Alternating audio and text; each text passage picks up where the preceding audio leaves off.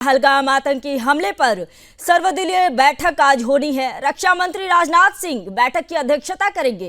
पाकिस्तान को भारत से जवाबी हमले का खतरा बताया जा रहा है। पूरी दुनिया भारत के साथ है। शाम 6 बजे सर्वदलीय बैठक होनी है। जी आपको बता दें कि इस वक्त की बड़ी खबर आ रही है। पहलगाम आतंकी हमले पर आज सर्वदलीय बैठक होनी है। रक्षा मंत्री राजनाथ सिंह बैठक की अध्यक्षता करेंगे। पाकिस्तान को भारत से जवाबी हमले,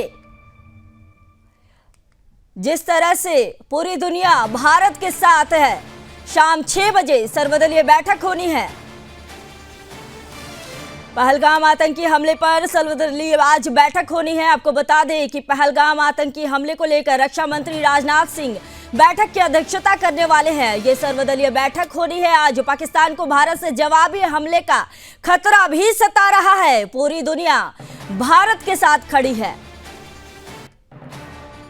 बड़ी खबर की ओर रुख करते हैं। बता दें कि पहलगाम आतंकी हमले पर एक्शन में भारत। पीएम की अध्यक्षता में सीसीएस बैठक में सख्त फैसले लिए गए हैं। अटारी बॉर्डर समेत पोस्ट तुरंत प्रभाव से बंद करने की घोषणा की गई। 1960 का सिंधु जल समझौता भी स्थगित कर दिया गया है।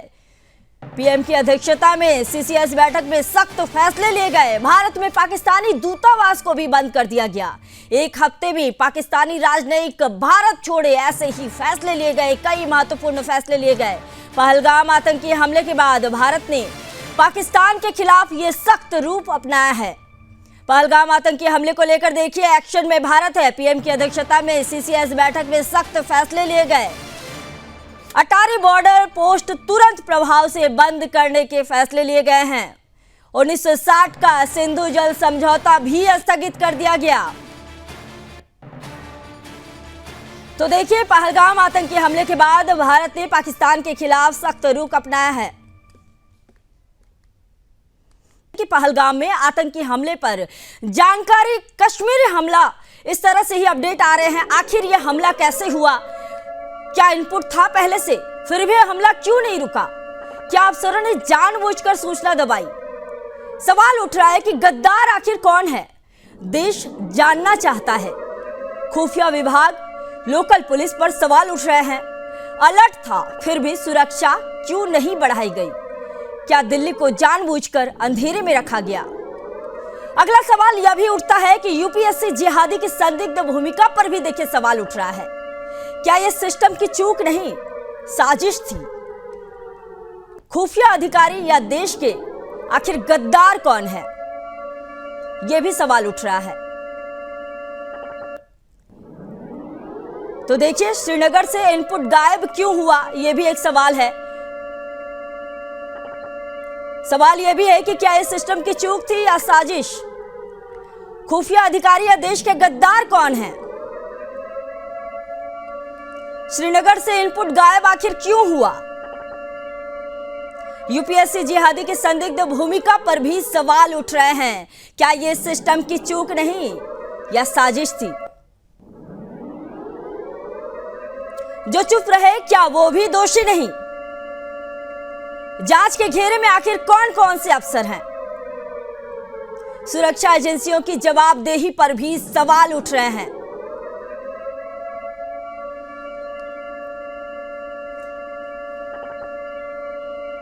जो चुप रहे, क्या वो भी दोषी नहीं है? यह भी एक बड़ा सवाल है। देखिए, जांच के घेरे में कौन कौन से अफसर हैं?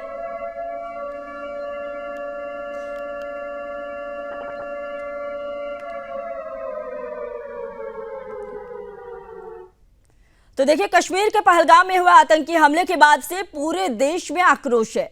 इसी क्रम में आज हम सामने ला रहे हैं एक ऐसा सच जो केवल कश्मीर में हुए आतंकी हमले का नहीं, बल्कि उस गद्दारी का है जो हमारे सिस्टम में घुस चुकी है। जी हां, कश्मीर में पर्यटकों पर हमला हुआ, लेकिन क्या यह टाला जा सकता था? सूत्रों की अगर माने तो हां। मार्च के अंत में श्रीनगर यूनिट को इनपुट मिला था और अलर्ट था, लेकिन उसे लो प्रायोरिटी कहा गया और उसे दिल्ली तक नहीं पहुंचाने दिया। आखिर क्यों? अब सवाल यह भी है कि किसने रोका ये इनपुट और क्यों रोका? क्या यह साधारण चूक थी या देशद्रोह की एक गहरी साजिश?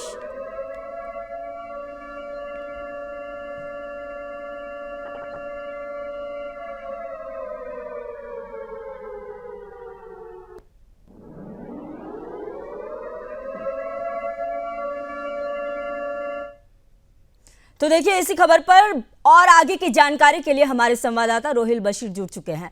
रोहिल जी, क्या आपको मेरी आवाज आ रही है? जी जी जी, तो क्या लगता है, ये जो हमला हुआ ये एक साधारण गलती थी या फिर कोई गहरी साजिश थी?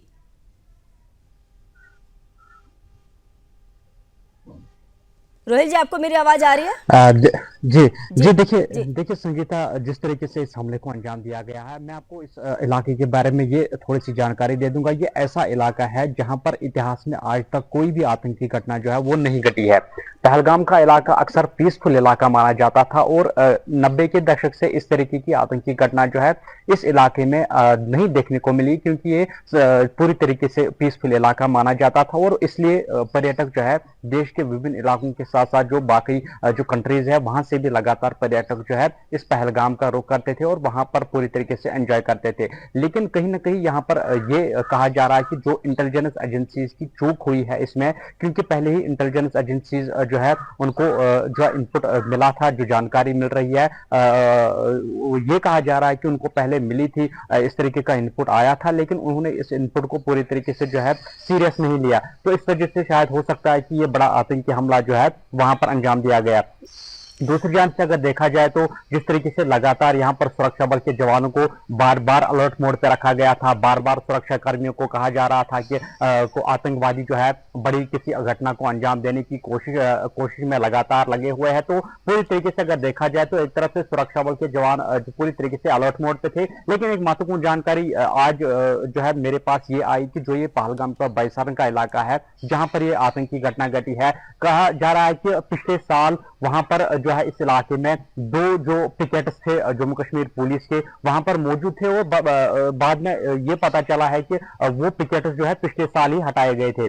तो सुरक्षा व्यवस्था की अगर बात करें तो ये सबसे बड़ा सवाल उठता है कि अगर वहां पर पुलिस का पैरा था, पुलिस के दो पिकेट पिछले साल जो है वो वहां पर तैनात थे, पूरी तरीके से इन पर्यटकों की जो है वहां पर जो है उनकी सुरक्षा में लगे हुए थे, तो किस बिना पर, किसके आदेश पर उन पिकेट्स को वहां पे हटा लिया गया है, ये भी कल से एक बहुत बड़ा सवाल जो है वो बना हुआ है। लेकिन फिलहाल यही जानकारी है कि आज जो है जम्मू कश्मीर के जो उपराज्यपाल है उन्होंने कल शाम को भी एक बहुत बड़ी हाई लेवल बैठक की। उस बैठक में क्या हुआ, कौन से जो है आदेश सुरक्षा बल के जवानों को दिए गए, तो अभी तक पूरी तरीके से मीटिंग का जो वो है अभी सामने नहीं आया है। लेकिन अगर देखा जाए तो आज जम्मू कश्मीर के उपराज्यपाल ने 28 अप्रैल को विधानसभा का स्पेशल जो सेशन है उसको बुलाया है, क्योंकि पहले ही जम्मू कश्मीर के मुख्यमंत्री उमर अब्दुल्ला ने उनसे जो है रिक्वेस्ट की थी कि एक स्पेशल सेशन जो है विधानसभा का उसको यहां पर होना चाहिए। तो 28 अप्रैल को 10:30 बजे